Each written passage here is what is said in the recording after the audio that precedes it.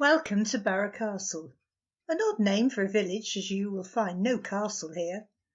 Originally called Burgh, an Old English term meaning fortified place, the castle doesn't occur until 1281, possibly to distinguish the parish from other places called borough in both Norfolk and Suffolk. Our walk today can be a straight there and back walk taking a visit to the Roman fort. Your starting point will be the Historic England car park on Puck Lane, and you'll be walking on flat, gravel and grassy paths. If you choose to do a circular walk, then 2 flights of wooden steps will need to be negotiated, as well as a wooden boardwalk. As you leave the car park by the Kissing Gate, follow the signs to the church and the fort. And as you make your way along the gravel path, let your mind wander back through history. It's 2020 now, but just over 100 years ago, the First World War had just ended, and many people had died in the Spanish flu pandemic. But what around 500 years ago? Yes, the king who everyone recognises. Henry VIII was on the throne, him with the 6 wives, who quarrelled with the Pope, hence the start of the Church of England. Going back another 450 years, it's a date you may remember, 1066. William the Conqueror invades from France, and the famous Bayeux tapestry depicts everything that happened during this time. Around 200 years earlier, the Vikings, those invaders from Scandinavia with their horned helmets and carved longships, had arrived. Going back another 400 years, Angles, Saxons and Frisians, seafaring tribes from North Germany and Holland, began to raid and later settle here. This was the start of the gradual transition from Roman Britain to Anglo-Saxon England. Finally, going back just over another 400 years to AD 43, it's nearly 2,000 years ago, the Romans had arrived in Britain. Locally, after a few skirmishes around 60 AD and the defeat of Boudicca, there followed around 350 years of peace and prosperity, and the people became progressively Romano-Britons. At the end of the gravel path is a track running right to left. To the right is the church. Go left on the track away from the church and follow it until you come to a break in the hedge on the right-hand side. As you walk along the track, think about why the Romans built the fort at Burgh Castle. Burgh Castle is part of a chain of forts stretching from Brancaster near the Wash to Porchester in Hampshire along the coast known in Roman times as the Saxon shore, hence the Saxon shore forts. The earliest forts were not necessarily built to defend the coast.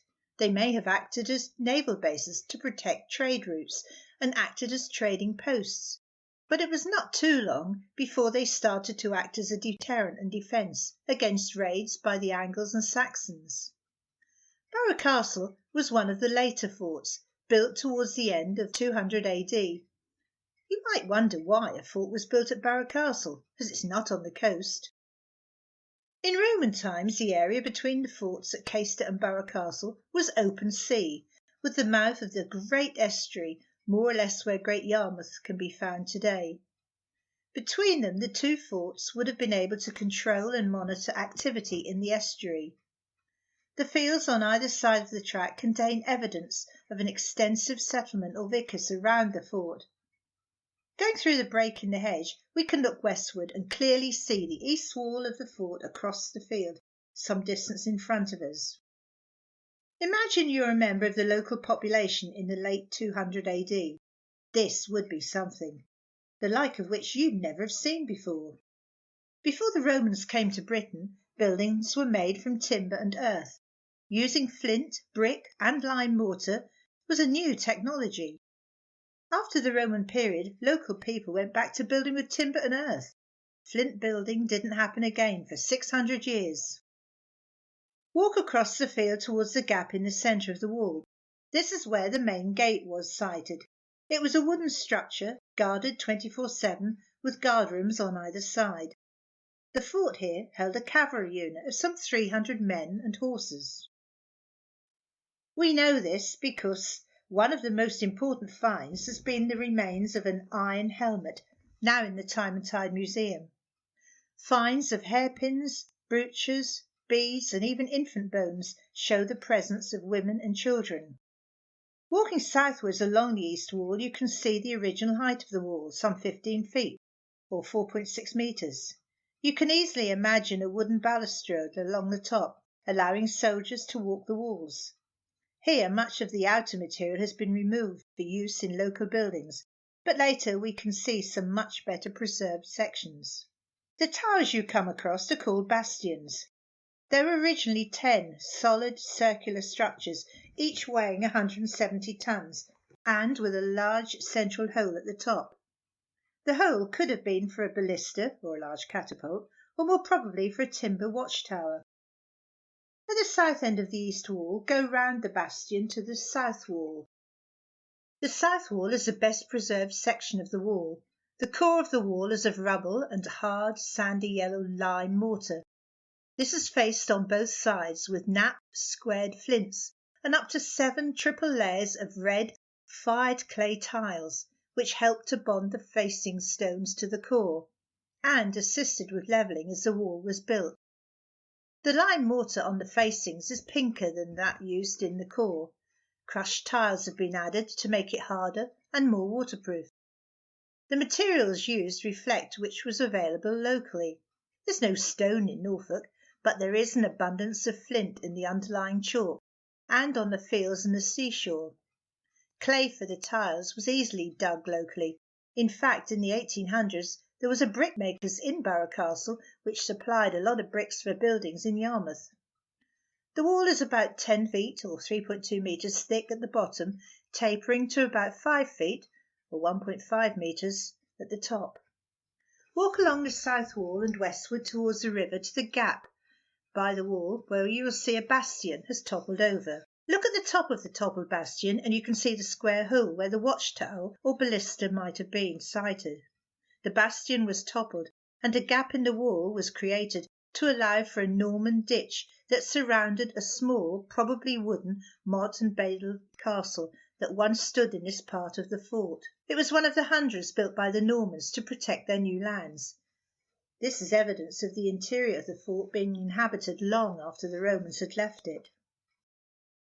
Going through the gap into the centre of the fort, it is worth looking westwards to admire the view over the river and the marshes.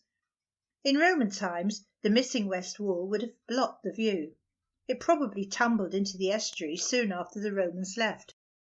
Along the foreshore, below where the west wall would have been, excavations in the 1850s reveal massive oak piles, which were probably foundations for a wharf where boats could be tied up in a sheltered harbour. If you trace the horizon with your finger, you will understand the size of the great estuary. Everything you see up to the horizon would have been part of the estuary and under water. On the horizon to the left, you can see Reedham Church Tower. Recent excavations have found evidence of a small Roman fort there, and it's possible there may have been a Roman lighthouse or beacon there to aid navigation in the estuary. As you look back towards the east wall to the left of the main gate is an area used as a cemetery in Middle Saxon times, 700 to 900 AD.